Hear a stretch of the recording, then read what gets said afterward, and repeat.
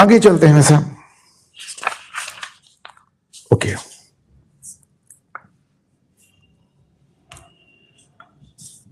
तो ये जो यूजीसी रेगुलेशंस वाला मामला था, अब ये भी देखे कमाल हो गया। आज हमारे प्रयागराज से लेकर पटना तक छात्रों ने जबरदस्त प्रदर्शन किया। हमारे यहाँ प्रयागराज में कम से कम 1000 छात्र सड़क पे उतर आए। यूजीसी रेगुलेशंस वापस चाहिए। हम ओबीसी, हमारा हक है। आपको मालूम उसमें दलितों की संख्या 0 के बराबर थी, 80 सब ओबीसी थे। ये पूरा प्रोग्राम समाजवादी पार्टी द्वारा प्रायोजित था। समाजवादी पार्टी इस बात को ओबीसी के बीच में समझाने में सफल रही है कि यूजीसी जो नए नियम आए थे वो तुम्हारे पक्ष के लिए थे, ओबीसी के फेवर के लिए थे। सरकार अभी तक लोगों को नहीं बता पाई कि साहब इसमें सबसे ज्यादा अगर कोई फंसता तो ओबीसी फंसते। आज भी एक डेटा बताता है, दिखा, आप जाके गूगल करके देख लीजिए, किसी भी यूनिवर्सिटी और हायर स्टडीज में ही किसी भी यूनिवर्सिटी और किसी भी कॉलेज में 50% से ज्यादा पॉपुलेशन ओबीसी छात्रों की है। डेटा यह भी बताता है कि एससी एसटी कानून के 81% से ज्यादा मुकदमे समाज में ओबीसी के खिलाफ लगते हैं। उत्तर प्रदेश में तो 65% से ज्यादा केवल यादवों के खिलाफ लगते हैं। तो अगर समाज में ऐसा हो रहा तो यूनिवर्सिटी में भी होगा, कॉलेज में भी होगा। पर अखिलेश यादव खुद तो नहीं बोल रहे हैं, पर लक्ष्मण यादव जैसे लोगों को लगाकर उन्होंने समाज में भ्रांति फैला दी कि केवल सवर्णों को बचाने के लिए वापस गया। तो ओबीसी सबसे ज्यादा चिल्ला रहे हैं। अब ओबीसी भी बड़ी अजीब बात है। कब लोग समझेंगे कि ओबीसी का जाति से उतना लेना देना नहीं है। ओबीसी माने अदर बैकवर्ड कास्ट नहीं होता। ओबीसी माने अदर बैकवर्ड क्लासेस होता है।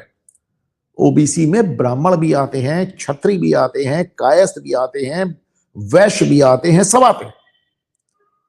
मैं हमेशा बताता हूं कि 1990 में मंडल आयोग लागू होने के बाद पहला छात्र जिसने जलकर आत्महत्या की थी, आत्मदाह किया था, जिसकी देखा सी कि 150 छात्र जल गए थे। मैं इंजीनियरिंग कॉलेज में था, मेरी जिंदगी का सबसे पेनफुल दौर।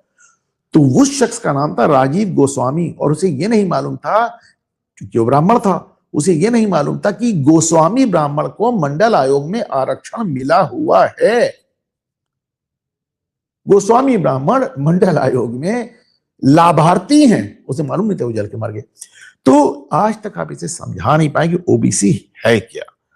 तो वैसे भी देखें, जब आप देखते हैं सरकारी नौकरियों में देखते हैं तो इट इज टाइम। मैंने आपको पिछली बार भी बताया था कि ओबीसी में 1,1500 से ज्यादा जातियां हैं, दलितों में 700-800 जातियां हैं, लेकिन फायदा किसको मिल रहा है? ओबीसी के नाम पे यादवों और कुर्मियों को, दलितों में जाटवों को और पासियों को, शेड्यूल ट्राइब में केवल मीनाओं को।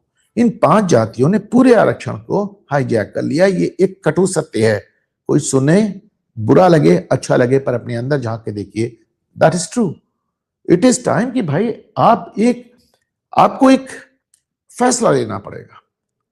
मोदी सरकार, कोई भी सरकार, एक फैसला लीजिए कि भाई इतने दिनों तक हमने, आज ये हो गया है कि जब आप उत्तर प्रदेश की पुलिस सर्विस देखें, आपको मालूम है कि उत्तर प्रदेश में दरोगा और नीचे मतलब करीब 37% के, मतलब 40% के आसपास केवल एक जाति है, यादव।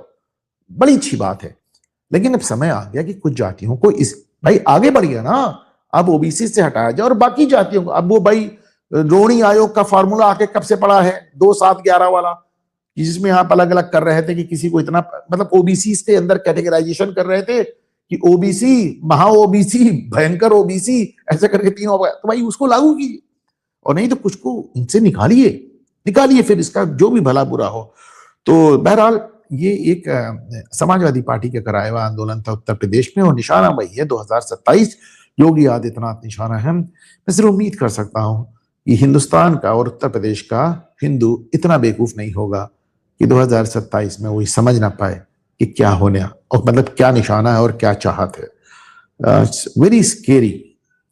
पर देखें, अभी तो 1 साल है, बहुत कुछ बदलेगा। अभिमुक्तेश्वरानंद इस बार जाने के पहले लिख के दे गए हैं कि मैं 2027 में भी आ रहा हूं, मेरा कैंप लगा देना, क्योंकि उन्हें मालूम है कि यार इस बार ड्रामा किया, असली ड्रामा 2027 की जनवरी में आदमी फिर ड्रामा करेगा, और तो उस समय चुनाव केवल 2 महीना दूर होगा।